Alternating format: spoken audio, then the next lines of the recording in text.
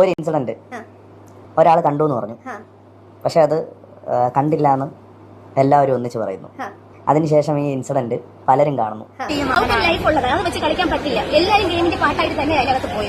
Big boss Malayalam season 7 നമുക്കെല്ലാവർക്കും അറിയാം, ഏറ്റവും കൂടുതൽ ഇപ്പോൾ ഡീഗ്രേഡിംഗ് നേരിടേണ്ടി വരുന്ന ഒരു മത്സരാർത്ഥി അതാരാണെന്ന് ചോദിച്ചാൽ കണ്ണു മറച്ചുകൊണ്ട് നമുക്ക് പറയാം, അനുമോൾ. അനുമോൾ ഫസ്റ്റ് വീക്ക് തൊട്ടേ ഇപ്പൊ വരെയും എല്ലാവരും ഒരുമിച്ച് നിന്ന് ഡീഗ്രേഡ് ചെയ്യുന്നതായിട്ട് നമ്മൾ കണ്ടിട്ടുണ്ട്. ഫസ്റ്റ് നമുക്ക് പറയാനുള്ളത്, ഒന്നാമത്തെ കാര്യം കുലസ്ത്രീയാക്കി മാറ്റി. എന്നിട്ട് ഈ പുരോഗമന ചിന്താഗതികളൊന്നുമില്ലാത്ത ഒരാളാണ് എന്നുള്ള രീതിയിലേക്ക് അങ്ങ് മുദ്ര കുത്തി ഈ അനുമോളെ. അങ്ങനെ തന്നെ ആര്യന്റെയും ജിസേലിന്റെയും വിഷയം അവിടെ വന്നപ്പോഴ് അത് ഞാൻ കണ്ടു, ഇങ്ങനെ നടക്കുന്നത് ഞാൻ കണ്ടു എന്ന് പറഞ്ഞത് അനുമോൾക്ക് ഒരുപാട് സൈബർ ആക്രമണം നേരിടേണ്ടി വന്നു. അതിൽ താൻ കണ്ട കാര്യം താൻ കണ്ടു എന്ന് പറഞ്ഞതിന്. പക്ഷെ ഇപ്പോൾ ആ വീട്ടിൽ നിന്ന് ഇറങ്ങിയവരായിക്കോട്ടെ, അവനകത്തുള്ളവരായിക്കോട്ടെ, ഇതെല്ലാം സമ്മതിക്കുന്ന രീതിയിലാണ് അവിടെ സംസാരിക്കുന്നത്. പക്ഷെ അപ്പോൾ എന്തുകൊണ്ട് നിങ്ങൾക്ക് ഈ അനുമോളെ അംഗീകരിക്കാൻ കഴിയുന്നില്ല? അനുമോൾ അന്ന് പറഞ്ഞ കാര്യങ്ങൾ ശരിയായിരുന്നു എന്ന് അംഗീകരിക്കാൻ കഴിയാത്തത്?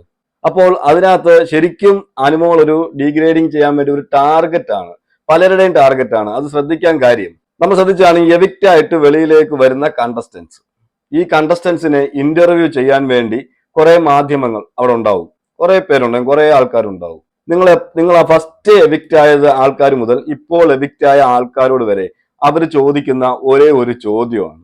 അവർ ചോദിക്കുന്ന ചോദ്യം എന്താണെന്ന് വെച്ചാൽ, അനുമോൾ കുലസ്ത്രീയാണോ? വന്നിറങ്ങി പറഞ്ഞേ അവർ അനുമോളെ പറ്റി ഒന്നും സംസാരിച്ചില്ലെങ്കിലും അനുമോൾ അവിടെ കളിക്കുന്നത് നാടകമാണോ?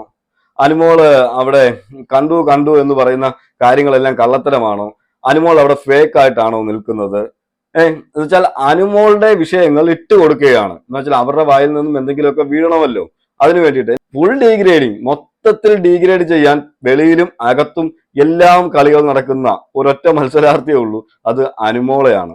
എന്തുകൊണ്ടാണ് ഇവർക്കാർക്കും അനുമോളെ ഇഷ്ടമില്ലാത്തത്? അനുമോൾ അവിടെ കുലസ്ത്രീയായിട്ട് നിന്നതോ, താൻ കണ്ട കാര്യങ്ങൾ കണ്ടു എന്ന് പറഞ്ഞതോ? എന്തായാലും ഇപ്പം നിങ്ങൾ കണ്ടു കാണും ജിഷിന്റെ ഒരു ഇന്റർവ്യൂ. ജിഷിൻ അതിനകത്ത് നിന്ന് ഇറങ്ങിയതിന് ശേഷം ഫുൾ ടൈം ഡീഗ്രേഡ് ചെയ്തുകൊണ്ടിരിക്കുന്നത് അനുമോളെയാണ്. എന്നുവെച്ചാൽ എനിക്ക് തോന്നുന്നു അത് വരുന്നത് പേഴ്സണൽ പ്രൊഫഷണൽ വിഷയങ്ങളായിട്ടാണ് എനിക്ക് തോന്നുന്നത്. പ്രൊഫഷണലിൽ ഉണ്ടാകുന്ന എന്തോ വിഷയങ്ങൾ വെച്ച്, അല്ലെങ്കിൽ മുൻ വൈരാഗ്യം എന്തെങ്കിലും കാണുമായിരിക്കാം. എനിക്ക് അതൊക്കെ വെച്ചിട്ട് അങ്ങനെയാണ് തോന്നുന്നത് കേട്ടോ. നമുക്കറിയത്തില്ല ഇനി മുൻ വൈരാഗ്യം എന്താണെന്നും നമുക്കറിയത്തില്ല. പക്ഷെ വന്ന് ഇറങ്ങിയത് മുതലേ അനുമോളെയാണ് ടാർഗറ്റ് ചെയ്യുന്നത്. പക്ഷെ അനുമോൾ അവിടെ ഒരിക്കലും ജിഷിനെ ഒരു ടാർഗറ്റിംഗ് ആയിട്ട് കൂട്ടിയിട്ട് പോലും ഇല്ല.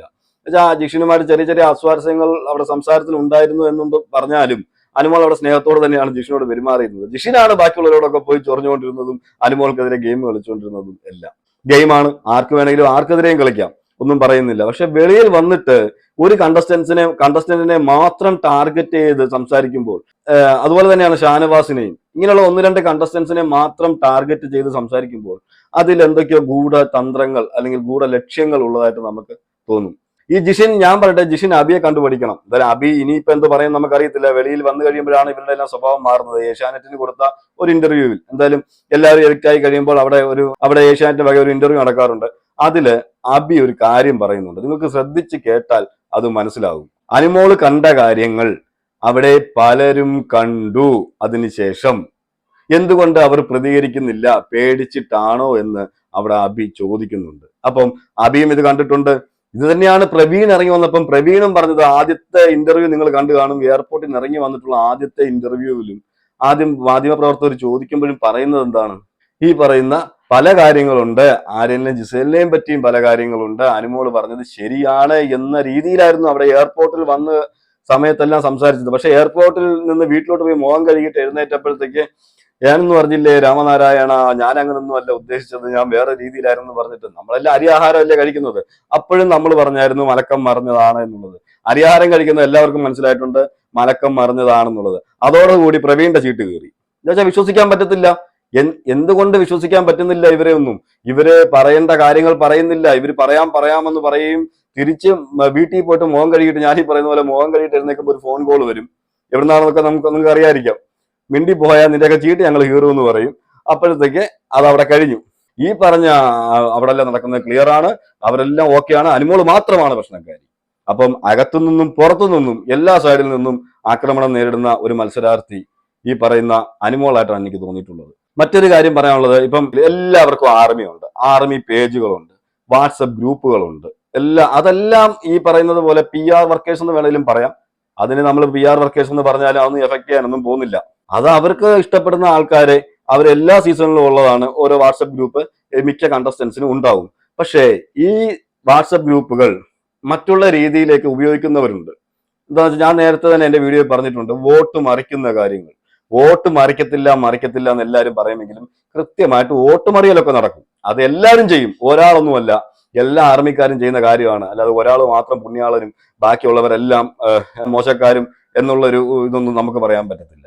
ഞാനിപ്പോൾ കാണുന്ന ഒരു രീതി അനുസരിച്ച് ഒരു പ്രമുഖ അവിടെ തന്നെ കണ്ടസ്റ്റന്റ് ആയിട്ടുള്ള ഒരു പ്രമുഖ മത്സരാർത്ഥിയുടെ ആർമിക്കാർ പ്രത്യേകമായിട്ട് 2 പേരെ ടാർഗറ്റ് ചെയ്യുന്നുണ്ട്. ഞാൻ 2 പേരെ ടാർഗറ്റ് ചെയ്യുന്നതായിട്ടാണ് കണ്ടത്. ഞാനിപ്പോ ആ ആളുടെ പേരൊന്നും ഞാൻ എടുത്തു പറയാനില്ല. എന്ന് വെച്ചാൽ പലരുമായിരിക്കാം.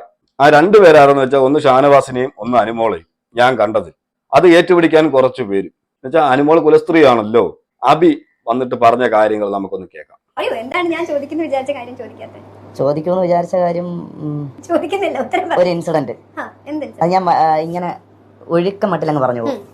അതെന്താണെന്ന് ഊഹിച്ച് പൂരിപ്പിച്ചെടുത്താണ്. ഒരു ഇൻസിഡന്റ് ഒരാൾ കണ്ടു എന്ന് പറഞ്ഞു, പക്ഷെ അത് കണ്ടില്ല എന്ന് എല്ലാവരും ഒന്നിച്ച് പറയുന്നു. അതിനുശേഷം ഈ ഇൻസിഡന്റ് പലരും കാണുന്നു, പക്ഷെ അതിനൊരു ഒപ്പീനിയൻ ഇല്ലാതെ നിൽക്കുന്നു. അതിനെ റിലേറ്റ് ചെയ്ത് ഒരുപാട് പേര് ഇപ്പോഴും സംസാരിക്കുന്നു. കണ്ടു എന്ന് പറയുന്ന പലരും ഡബിൾ സ്റ്റാൻഡ് നേരത്തെ പറഞ്ഞ എന്തുകൊണ്ടാണ്, പേടിച്ചിട്ടാണോ? ഇപ്പൊ മനസ്സിലായല്ലോ. ഒരു ഇൻസിഡന്റ് ഒരാൾ പറഞ്ഞപ്പോൾ എല്ലാവരും കൂടെ ആളിനെ കോർണർ ചെയ്യുകയും അതിനുശേഷം ഈ ഇൻസിഡന്റ് അവിടെ ഉള്ളവരെല്ലാവരും കാണുകയും എന്നിട്ട് അത് വീട്ടിൽ ഡിസ്കസ് ആവുകയും എന്നാൽ അവർ ഡബിൾ സ്റ്റാൻഡ് എടുക്കുകയും ചെയ്യുന്നു. ഇപ്പൊ കൃത്യമായിട്ട് മനസ്സിലായല്ലോ ആരാണ് കുലസ്ത്രീ എന്നുള്ളത്. എന്തോന്ന് വെച്ചാൽ അവിടെ അനുമോള് പറഞ്ഞത് 100ക്ക് 110% ശരിയാണ് എന്നാണ് ഇവിടെ ഈ പറയുന്ന അബി പറയുന്നത്. അതെന്തായാലും ഏഷ്യാനെറ്റ് പുറത്ത് തന്നെ വിട്ടിട്ടുണ്ട്. സാധാരണ വെട്ടിക്കളയേണ്ടതാണ്, എന്താണെന്നറിയില്ല. അവരെന്തായാലും വെളിയിലേക്ക് തന്നെ നമ്മൾ അത് കാണിച്ചിട്ടുണ്ട്. നല്ല കാര്യം. എന്താന്ന് വെച്ചാൽ ആ സമയം മുതൽ ഇന്ന് വരെ അനുമോളെ ഏറ്റവും കൂടുതൽ ടാർഗറ്റ് ചെയ്യുന്നത് ഈ ഒരു വിഷയം വെച്ചാണ്, കുലസ്ത്രീ വിഷയം. എന്ന് വെച്ചാൽ അനുമോള് പറഞ്ഞു പോയി, ഞാൻ കണ്ടു, ലാലേട്ടൻ വന്ന അവിടെ കിടന്നിട്ട് അത് കണ്ടില്ല എന്ന് വരുത്താൻ വേണ്ടി പഠിച്ച പണി 18 നോക്കിയിട്ടും അനുമോൾ അവിടെ കണ്ടു എന്ന് പറഞ്ഞിട്ടുണ്ടെങ്കിൽ അനുമോൾ ഫേക്ക് ആണോ? അനുമോളാണ് റിയൽ. എല്ലാവരും പറയും അനുമോൾ ഫേക്ക് ആണ്. ഇപ്പൊ അനുമോൾ കപ്പടിക്കുമോ കപ്പടിക്കത്തില്ലയോ ഒന്നും നമുക്കുള്ള വിഷയമല്ല. അതുപോലെ എന്നെ PR ആക്കുകയോ PR ആക്കാതിരിക്കുകയോ അതൊക്കെ നിങ്ങളുടെ ഇഷ്ടം. പറയേണ്ടത് പറയുമ്പോൾ നമ്മൾ പലരുടെയും PR ആവും. അക്ബറിനെ കുറിച്ച് പറഞ്ഞാൽ അക്ബറിന്റെ PR, അനുമോളെ കുറിച്ച് പറഞ്ഞാൽ അനുമോളുടെ PR, ഷാനവാസിനെ കുറിച്ച് പറഞ്ഞാൽ ഷാനവാസിന്റെ PR, അനീഷിനെ കുറിച്ച് പറഞ്ഞാൽ അനീഷിന്റെ PR. അതൊന്നും ഇപ്പൊ ഒരു വിഷയമുള്ള കാര്യമേ അല്ല. പക്ഷെ നമ്മൾ പറയേണ്ടത് പറയും. അപ്പം ഈ ഒരു ഇൻസിഡന്റ് വെച്ച് എത്ര ആഴ്ചകളോളം കഴിഞ്ഞ ദിവസം വരെ അനുമോളെ അതുപോലെ കോർണർ ചെയ്യുന്നുണ്ടായിരുന്നു. എല്ലാവരും ആ ഹൗസിലുള്ള ഒരുമാതിരിപ്പെട്ടവരെല്ലാം ഇത് സംസാരിക്കുമായിരുന്നു. ഈ വിഷയം ഇങ്ങനെയൊക്കെ ആര്യനും ജിസലും തമ്മിലുള്ള വിഷയങ്ങൾ ഉണ്ട് എന്ന് പറഞ്ഞ് സംസാരിക്കുമ്പോഴും എന്തെങ്കിലും ഒരു വിഷയം വന്നു കഴിയുമ്പോൾ അവര് ഓട്ടോമാറ്റിക്കായിട്ട് അനുമോളിലേക്ക് ടാർഗറ്റ് ചെയ്യും എല്ലാ കാര്യങ്ങളും. പക്ഷേ കഴിഞ്ഞ ദിവസം ലാലേട്ടൻ ചോദിച്ചപ്പോൾ അനുമോള് പറഞ്ഞൊരു ഡയലോഗ് ഉണ്ട്, ഞാനിപ്പോ അത് അങ്ങോട്ട് ശ്രദ്ധിക്കാറേ ഇല്ല, ഞാനിപ്പോ അങ്ങോട്ട് നോക്കാറേ ഇല്ലെന്ന് പറഞ്ഞ് ഒഴിഞ്ഞു. അത് നല്ല ബുദ്ധിപരമായിട്ട് കളിച്ചെന്ന് എനിക്ക് പറയാനുള്ളൂ. എന്നാലും എനിക്ക് അവിടെ ഒരു ഇമോഷണൽ വെച്ച് കളിക്കുന്നതായിട്ടോ ഇമോഷൻസ് എല്ലാവർക്കും ഉണ്ടാവും. ഈ പറയുമ്പോൾ ഞാനൊരു കാര്യം ചോദിക്കട്ടെ, അനുമോൾ കരയുന്നു എന്ന് പറഞ്ഞിട്ട് ഇവിടെ ഭയങ്കര താണ്ഡവമാടുന്ന ആൾക്കാരൊക്കെ ഉണ്ടായിരുന്നു. ഓക്കെ, ഞാനിപ്പോ അനുമോളെ കുറിച്ച് തന്നെ ഈ വീഡിയോയിൽ സംസാരിക്കുമ്പോൾ പലരും എന്നെ PR ആക്കും. പക്ഷെ ഞാൻ കണ്ട കാര്യങ്ങളാണ് ഞാൻ പറയുന്നത്. ഞാൻ എല്ലാവരെയും കുറിച്ച് സംസാരിച്ചിട്ടുണ്ട്. പക്ഷെ നിങ്ങൾ കാണുന്ന ഈ വീഡിയോ ആണെങ്കിൽ തന്നെ നിങ്ങൾ പറയും, മറ്റല്ല നിങ്ങൾ മറന്നേക്കും, നിങ്ങൾ ഇതെടുത്ത് വെച്ചിട്ട് പറയും ഞാൻ PR ആണെന്നുള്ള കാര്യം. No problem. അനുമോൾ കരയുന്നു എന്ന് പറഞ്ഞ് ആദ്യമേ അനുമോൾ ഡീഗ്രേഡ് ചെയ്യാൻ വേണ്ടി ഈ ഇതിന്റെ കൂട്ടത്തിൽ ഉപയോഗിച്ചുകൊണ്ടിരുന്നത് അതായിരുന്നു. ഓക്കെ, അപ്പൊ ഞാൻ ചോദിക്കുന്നത്, അനീഷ് കരഞ്ഞില്ലേ? ഷാനവാസ് കരഞ്ഞില്ലേ? അക്ബർ കരഞ്ഞില്ലേ? അവിടെ വന്ന ഫാമിലിയെ കണ്ട എല്ലാവരും കരഞ്ഞില്ലേ? എന്തുകൊണ്ടാണ് അവർ കരഞ്ഞത്? അവരുടെ മനസ്സിൽ അത് വിങ്ങി പൊട്ടുന്നത് കൊണ്ട്. ഫാമിലിയെ കണ്ടപ്പം അവർക്ക് അത്രയ്ക്ക് ഇമോഷണലായിട്ട് അവർ വിങ്ങി പൊട്ടിപ്പോയി. അപ്പം ഈ ഒരു വികാരം എന്ന് പറയുന്നത് ആർക്കും ഏത് കാര്യത്തിലും ഉണ്ടാകാം. ഈ കരച്ചിൽ എന്ന് പറയുന്നത് അത് ചിലർക്ക് ചിലപ്പോൾ കൂടുതലായിരിക്കാം, ചിലർക്ക് ചില ചെറിയ വിഷയങ്ങളിൽ പോലും ചിലര് ഇരുന്ന് കരയും.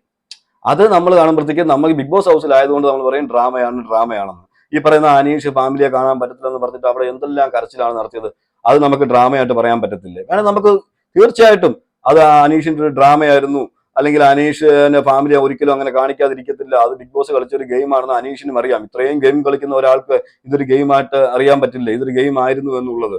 അപ്പം പുള്ളി അവിടെ കാണിച്ചത് ഓവറായിട്ട് അഭിനയിച്ചതാണെന്ന് നമുക്ക് പറയാൻ പറ്റത്തില്ലേ? ഒരിക്കലും അഭിനയിച്ചതല്ല. ഞാൻ പറയുക, വളച്ചൊടിക്കുവാണെങ്കിൽ ഈ രീതിയിൽ വേണമെങ്കിലും ഇത് വളച്ചൊടിക്കാം. ബിഗ് ബോസ് ഹൗസിനകത്ത് കയറിയതിനു ശേഷം ഇറങ്ങിയ അനുമോളുടെ അനിയത്തി ഈ ഡീഗ്രേഡിങ്ങിനെ കുറിച്ചും അതിന്റെ കാര്യങ്ങളെ കുറിച്ചും കുറച്ച് കാര്യങ്ങൾ പറയുന്നുണ്ട്. നമുക്ക് അതുകൂടെ ഒന്ന് കേൾക്കാം. ലൈഫ് ഉള്ളതാണ്, അത് വെച്ച് കളിക്കാൻ പറ്റില്ല. എല്ലാവരും ഗെയിമിന്റെ പാട്ടായിട്ട് തന്നെ അതിനകത്ത് പോയത്. ഇത് നമുക്ക് സഹിക്കാൻ പറ്റാത്ത അവസ്ഥയായി പോയി. അത്രയ്ക്ക് ഡിഗ്രേഡ് ചെയ്തുകൊണ്ട് ഫേസ്ബുക്കായാലും ഇൻസ്റ്റയിലും ഇത് ആരകത്ത് വേണ്ടി ചെയ്ത് കൊടുക്കുന്നത്. വെറുതെ ആരും വീഡിയോ കട്ട് ചെയ്ത് വീഡിയോ ഇടത്തില്ല ഇല്ലേ? ഒരാളെ ഡിഗ്രേഡ് ചെയ്യാൻ വേണ്ടി വെറുതെ നിങ്ങൾ ചെയ്യോ? നിങ്ങൾ വെറുതെ ചെയ്യോ? ഇല്ല. ആർമിക്കാർ തന്നെയാണ് ഈ മെനക്കെട്ട് ലൈവ് കണ്ട് അതിൽ നെഗറ്റീവ് ആക്കാൻ വേണ്ടിയുള്ള കമന്റ്സ് എല്ലാം ചെയ്ത്. ഇന്നത്തെ പറയുന്ന ഒരു കാര്യമുണ്ട്, ചില പോർഷൻസ് മാത്രം എടുത്ത് എല്ലാവരും ചെയ്യുന്ന കാര്യമാണ്. അനുമോൾക്കെതിരെ മാത്രമല്ല പലർക്കുമെതിരെ ഞാൻ കണ്ടുള്ളതിൽ ഒരു കണ്ടസ്റ്റന്റിന്റെ ആണ് ഏറ്റവും കൂടുതൽ വരുന്നത് കേട്ടോ. ഞാൻ പേരൊന്നും ഇവിടെ എടുത്ത് പറയുന്നില്ല, എനിക്ക് എല്ലാ കണ്ടസ്റ്റൻസും ഒരുപോലെ ഉള്ളൂ. അപ്പൊ ഞാൻ ഈ വെളിയിലുള്ള കളികളാ, അകത്തിരിക്കുന്ന പാവം പിടിച്ച് അവർക്കൊന്നും അറിയത്തില്ല കേട്ടോ. വെളിയിൽ ഇങ്ങനെ കളി നടക്കുന്നുണ്ടെന്നും വെളിയിൽ ഇങ്ങനെ ചെയ്യുന്നുണ്ടെന്നും അവരൊക്കെ ഒരേ ഇതുപോലെ ഗെയിമിന് പോയി ഗെയിം കളിക്കുന്നു എന്നുള്ളതല്ലാതെ വെളിയിൽ ഇവരിങ്ങനെയൊക്കെ ചെയ്യുന്നുണ്ടെന്നൊന്നും ഇവർക്ക് അറിയില്ല. അകത്തിരിക്കുന്ന കണ്ടസ്റ്റൻസിന് അറിയില്ല, അവർ നിരപരാധികളാണ്. എന്നാലും ഞാൻ പറയുക, അവിടെ വന്നിട്ട് ഇവിടെ നമ്മൾ കണ്ടിട്ടുണ്ട് ലൈവിൽ വരുന്ന ചില പോർഷൻസ് മാത്രം കട്ട് ചെയ്തിട്ടിട്ട് ഇങ്ങനെ പറഞ്ഞു എന്ന് പറഞ്ഞു. പക്ഷെ അതിന് മുമ്പുള്ളതോ അത് കഴിഞ്ഞുള്ള കാര്യങ്ങളോ ഒന്നും കാണിക്കത്തില്ല. ആ ഒരു ചെറിയ പോർഷൻ മാത്രം കട്ട് ചെയ്ത് എടുത്തിട്ടിട്ട് പറയും, ഇതാണ് അവിടെ നടന്നത്, കണ്ടോ, ഇങ്ങനെ പറയാൻ കൊള്ളാമോ എന്ന് പറഞ്ഞിട്ട് ശരിക്കും ഒരു സൈബർ അറ്റാക്ക്. അത് എല്ലാവർക്കും എതിരെ എല്ലാവരും ചെയ്യുന്നുണ്ട്, ഒരുമാതിരിപ്പെട്ടവരെല്ലാം ചെയ്യുന്നുണ്ട് ഞാൻ കണ്ടിടത്തോളം. അപ്പൊ അതിനെക്കുറിച്ചാണ് പറയുന്നത്. അപ്പം പക്ക അറിഞ്ഞുകൊണ്ട് തന്നെ നെഗറ്റീവ് ആക്കാൻ ശ്രമിക്കുന്നു എന്നാണ് ഇവിടെ ഈ അനുമോളുടെ പെങ്ങൾ പറയുന്നത്, അനിയത്തി പറയുന്നത്.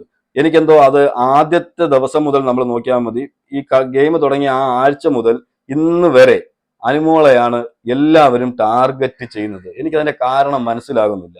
അനുമോൾ എന്ത് ചെയ്താലും അത് തെറ്റാണ്. അനുമോൾ കരഞ്ഞാൽ തെറ്റ്, അനുമോൾ പറഞ്ഞാൽ തെറ്റ്, അനുമോൾ അനങ്ങിയാൽ തെറ്റ്. അവിടെ നിൽക്കുന്നവരെല്ലാം എല്ലാവരും രണ്ട് സ്വഭാവക്കാരാണ്. എല്ലാവരും പറയും ഇതാണ് സെയിം. ഒറ്റ സ്വഭാവമൊന്നുമല്ല, എല്ലാവർക്കും രണ്ട് സ്വഭാവമുണ്ട്. അവർക്ക് ദേഷ്യപ്പെടുന്ന സമയത്ത് അവർ ദേഷ്യപ്പെടും. ചിലപ്പോൾ ആ ദേഷ്യപ്പെടുന്ന സമയത്ത് അവർ പറയുന്നത് ചിലപ്പോൾ നെഗറ്റീവായിട്ടായിരിക്കും അവർ പറയുന്നത്. അവരുടെ ഇമോഷൻസ് വെളിയിൽ വരുമ്പോഴത്തേക്ക് അവർ ചിലപ്പോൾ ഒരു കണ്ടസ്റ്റന്റിനെതിരെ ചിലപ്പം എതിരെ നിൽക്കുന്ന ഒരു കണ്ടസ്റ്റന്റിനെതിരെ ചിലപ്പോൾ അവർ വായിൽ വരുന്നത് പറഞ്ഞു പോകും. അപ്പൊ കാണിക്കുന്ന അല്ലെങ്കിൽ അപ്പൊ ആ ദേഷ്യത്തിൽ പറയുന്നതാണ്.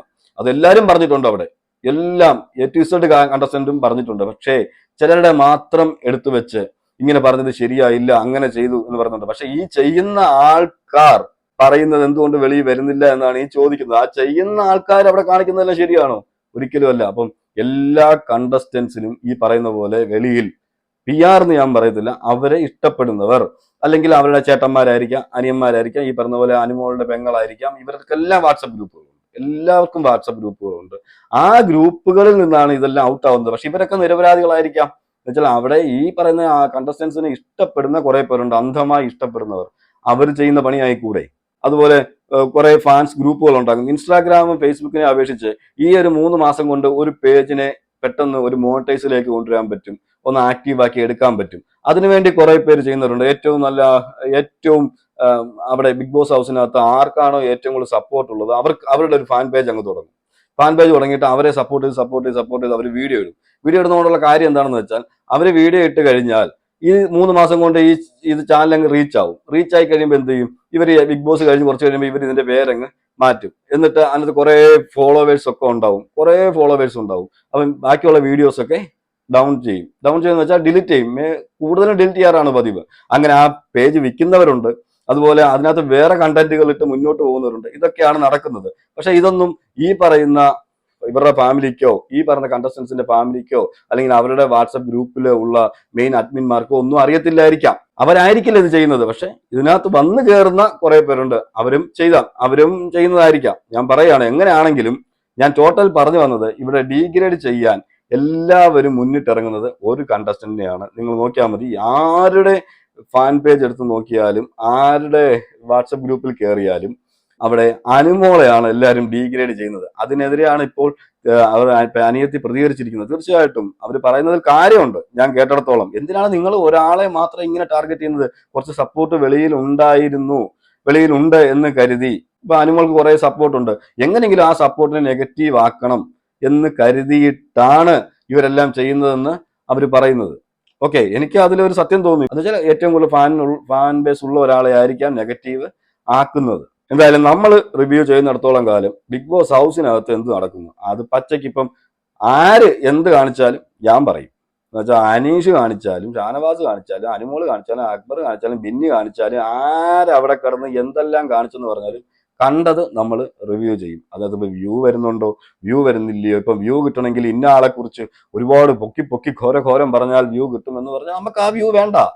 എനിക്ക് എന്താണോ കാണുന്നത് ഞാൻ അതിനകത്ത് എന്റെ അഭിപ്രായമാണ് ഞാനിവിടെ പറയുന്നത്. ഒരിക്കലും എനിക്ക് മറ്റുള്ളവരെ സൂചിപ്പിക്കുന്ന രീതിയിൽ മറ്റുള്ള ഒരു കണ്ടസ്റ്റന്റിനെ അല്ലെങ്കിൽ വേറൊരാളെ പൊക്കി വെച്ചുകൊണ്ട് മാത്രം വേണമെങ്കിൽ എനിക്ക് വീഡിയോ ചെയ്യാം. അനുമോളെ മാത്രം പൊക്കി പറയുന്ന പോലെ എനിക്ക് വീഡിയോ ചെയ്യാം, അനീഷിനെ പൊക്കി പറയുന്ന പോലെ എനിക്ക് വീഡിയോ ചെയ്യാം. അതിന്റെ ഒന്നും ആവശ്യമുണ്ടെന്ന് എനിക്ക് തോന്നിയിട്ടില്ല. ഞാൻ ചെയ്തിടത്തോളം, റിവ്യൂ ചെയ്യുന്നിടത്തോളം, നിങ്ങൾക്ക് എന്റെ റിവ്യൂസ് എല്ലാം കണ്ടാൽ മനസ്സിലാവും.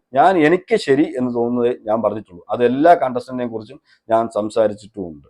അപ്പം ഇതിന്റെ പേരിൽ ഇനി എന്നെ ആരും PR ആക്കാൻ വരണ്ട. ഇത് നടക്കുന്നത് അകത്തും പുറത്തും എല്ലാം അനുമോൾക്കെതിരെ ശരിക്കും ഒരു സൈബർ അറ്റാക്ക് നടക്കുന്നുണ്ട്, നെഗറ്റീവ് ആക്കാൻ വേണ്ടി മാത്രം. എന്തായാലും നിങ്ങൾ നിങ്ങളുടെ അഭിപ്രായങ്ങൾ കമന്റ് ചെയ്യുക. മറ്റൊരു വീഡിയോ ആയിട്ട് നമുക്ക് കാണാം.